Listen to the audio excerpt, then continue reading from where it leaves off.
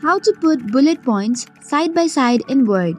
Hello everyone, and let's get started. On today's video, we'll be talking about how to add bullet points on two columns. For doing so, let's open the words. For this, we need to use the table, so go to Insert and then click on Table. Now select the table in such a way that it has two columns.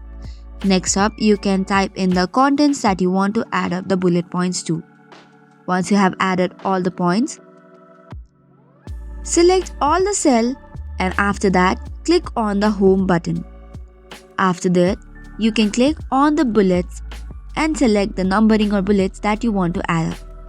Once that is done, now we need to remove the outline border.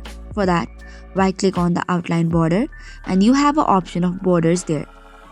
Tap on the drop down menu and from here select on no border.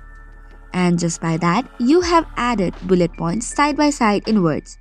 So this is all for today's video. For more such contents, do not forget to hit the like and subscribe button.